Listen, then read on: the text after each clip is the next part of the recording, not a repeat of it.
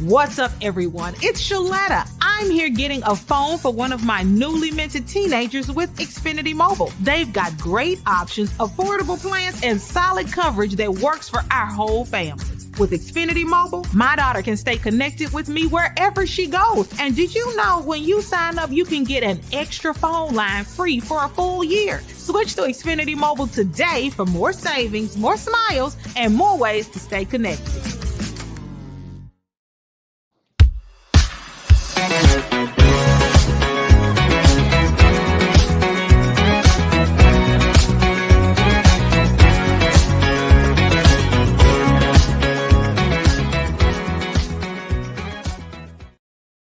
Hey everyone, welcome to another episode of the Financially Fit Podcast. I am your host, Andre Creighton.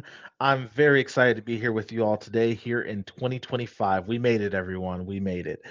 As I think about my goals in 2025, I spent a lot of time on New Year Day and actually Eve as well, thinking about what do I want to accomplish this year.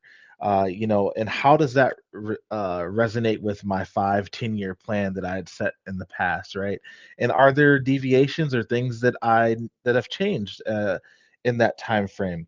So it was a very exciting time. It surely did rejuvenate me for this new year, and I'm excited to see and accomplish a lot of things this year, and hopefully you are too. For those that are continuing to come back to the podcast, I appreciate you guys for listening, and hopefully you are getting something and you are well in your journey to becoming financially fit. For those that are new, welcome. Welcome to this podcast. This is not a podcast where you will get everything that you need from a granular standpoint, from a financial standpoint. But what I will say is this is a podcast that if you are a person that views your financial fitness as a marathon and not a sprint, you are in the right place because I give you pointers from my perspective, being in the accounting and finance industry for a very long time, over a decade, and now as a CFO, and the things that I do personally to help myself on my journey becoming financially fit in my family. So hopefully you find something in this podcast that can help you along your way. But today we have a very interesting topic, and I was listening to, or actually reading an article in the Wall Street Journal. And it was very interesting because it was titled, "What Happens When a Whole Generation Never Grows Up?" I thought that was a kind of harsh title, to be honest. But really, what they were getting at is millennials, specifically those in their 30s, they are deeming them as not having grown up, particularly because a lot of them have not achieved the American dream. And, obviously, the American dream being getting married, uh, owning a home, having children. These are kind of the standards and foundations that our parents, our grandparents, our great grandparents set for us, and we're finding that a lot of millennials and probably those that are going to come generations behind are deviating from that standard, from that foundation that was set.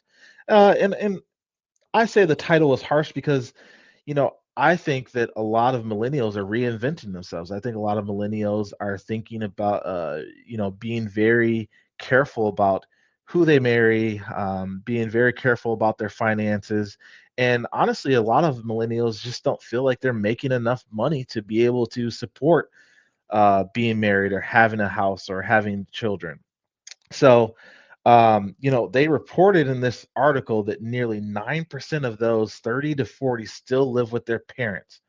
That's an increase of 3% compared to those in the generation before us. So, obviously, there's some apprehension around stepping out on your own, and some of that could be that there's just a semblance of wealth gap for those in our generation, the millennial generation.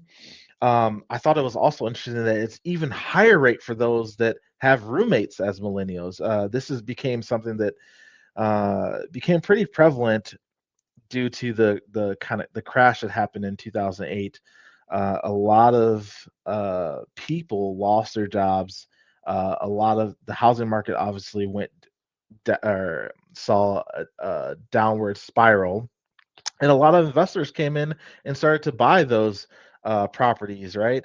And now that created a very what I call a rental crisis. So I think it's very interesting, but then they also point out some other stats that were kind of, uh, I guess, counterproductive to what the narrative they were presenting. So the median wage for those 35 to 44 is actually up 16% compared to the time between 2000 and 2024, which is 59K to 68K.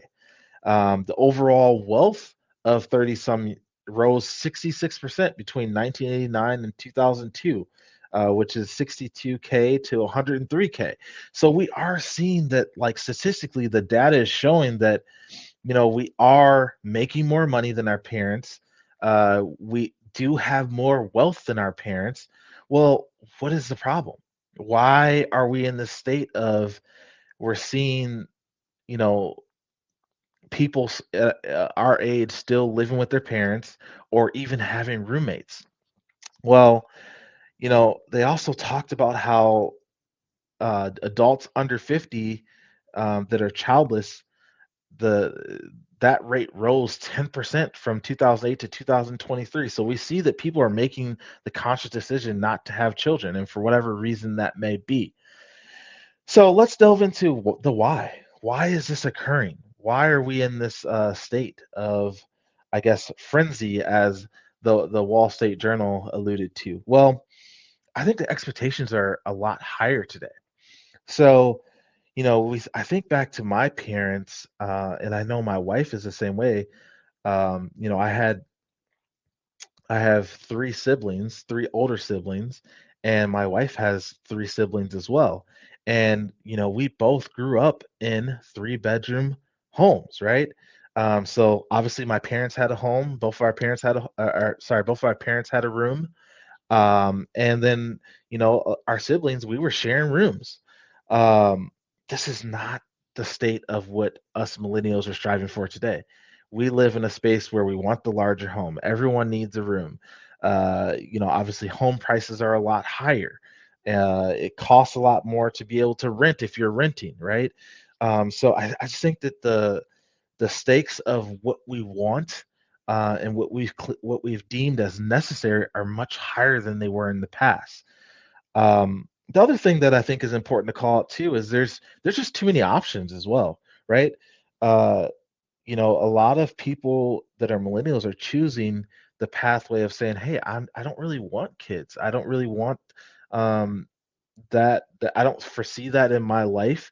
Maybe I want a cat or a dog instead." And we are seeing that a lot of households are deeming and viewing their pets as their children or as family now, versus like them actually being a companion, I would say, as most had seen in prior generations, right?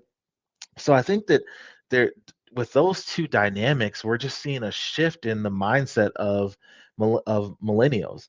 I also think that millennials are traveling more, right? There was a talk about in the past that baby boomers obviously set this foundation that you work hard and you work the 60, 70 hour weeks, and millennials are starting to move away from that. We're seeing that with remote work now, right? Remote work was never even a thing 10, 10 years ago, right? It certainly wasn't a thing that was broadly appreciated even 4 years ago, but the pandemic changed a lot of that, right? I also think about how our generation has been through the home crisis. We've been through a pandemic, right? Those changed a lot of people's lives and kind of set a lot of people back on the eight ball as far as being able to have and generate wealth during that time. So I think there's a lot of things that are evolving as we kind of move through this thing that we call life, and I think that's okay. I think it's okay to deviate from kind of those older traditions. I think we've seen it too, where now women are working more than in the past, right? Than maybe their mothers or grandmothers or great grandmothers did, right? Um, we are moving towards a more what I would call balanced lifestyle when it comes to households. And I think that's a good thing.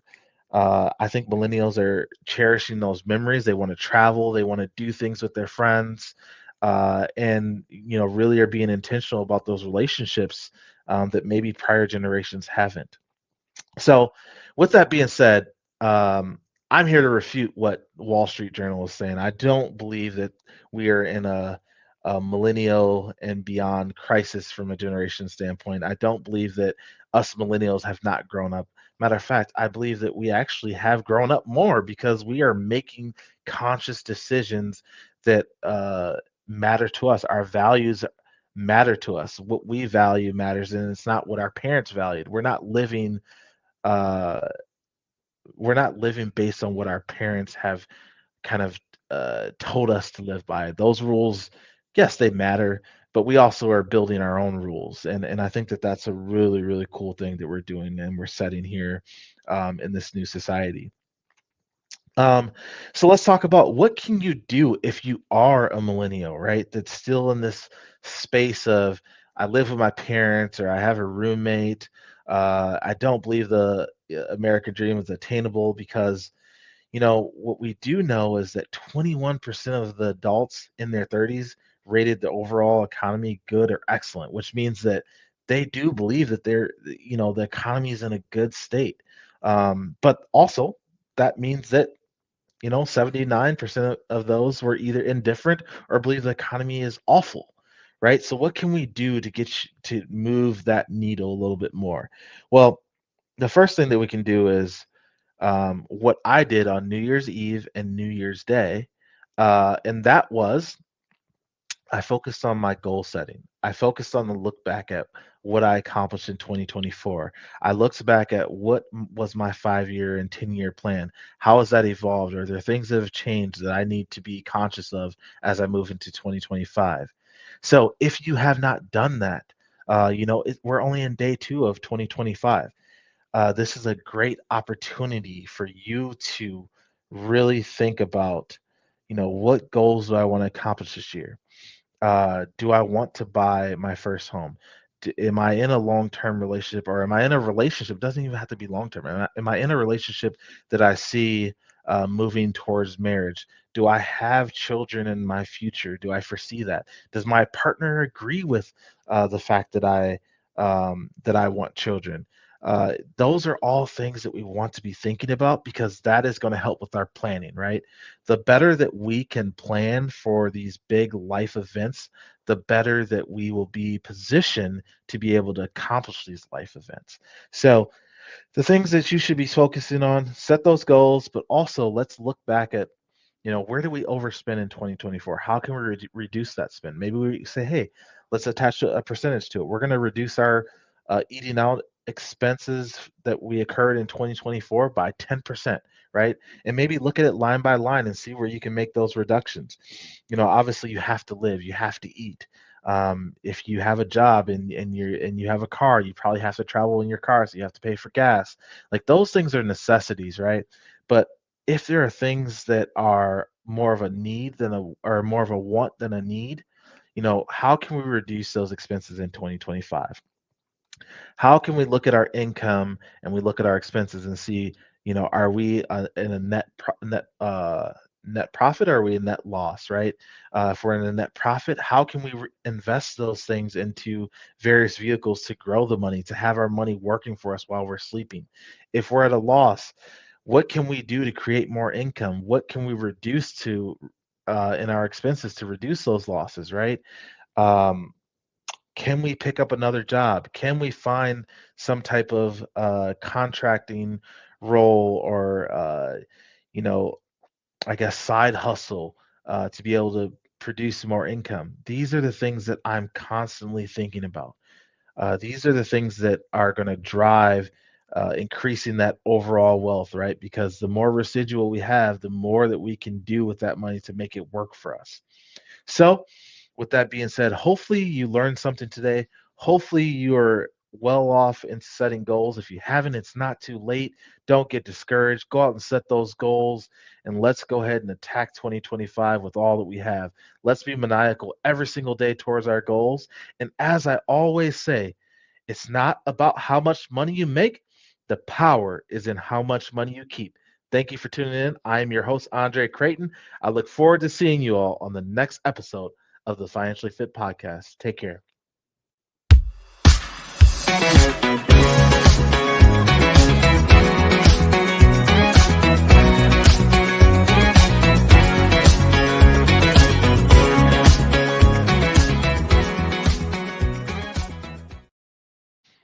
You know Shaletta makes you laugh, but did you know Shaletta Brundage can also make you think and boost your business? Media personality, activist, and comedian Shaletta Brundage founded Shaletta Makes Me Laugh to celebrate and share the best of Black culture.